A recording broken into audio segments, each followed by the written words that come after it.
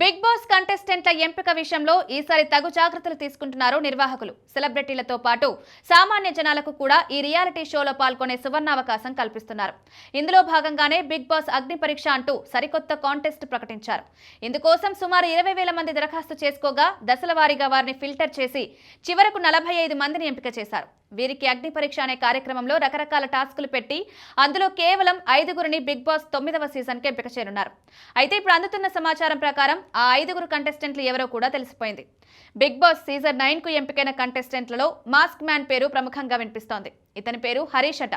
అగ్ని పరీక్షలో భాగంగా ఇచ్చిన టాస్కులన్నింటినీ ఈజీగా కంప్లీట్ చేశాడట. కొన్ని టాస్కుల్లో ఇతని స్పీడ్ చూసి జడ్జిలు కూడా ఆశ్చర్యపోయారట. కాబట్టి అతను బిగ్ బాస్ 9లోకి కంటెస్టెంట్గా అడుగు పెడితే ఫన్ అదిరిపోతుందని బిగ్ బాస్ యాజమాన్యం భావించిందట. అందుకే చూడ్డానికి ఎంతో ఫన్నీగా కనిపించే ఈ మనిషిని బిగ్ బాస్ కంటెస్టెంట్గా సెలెక్ట్ చేశారట. అయితే హౌస్లో రాణించాలంటే ఎంతో కొంత ఎంటర్టైన్మెంట్ యాంగిల్ ఉండాలి. కానీ ఈ మాస్క్ మ్యాన్లో అదేమీ లేదనిపిస్తోంది. పైగా హౌస్లోకి ఎంటర్ అయ్యాక తోటి కంటెస్టెంట్స్ అందరితోనూ కలిసిపోవాల్సి ఉంటుంది. గ్రూప్ టాస్కులు కూడా ఆడాల్సి ఉంటుంది.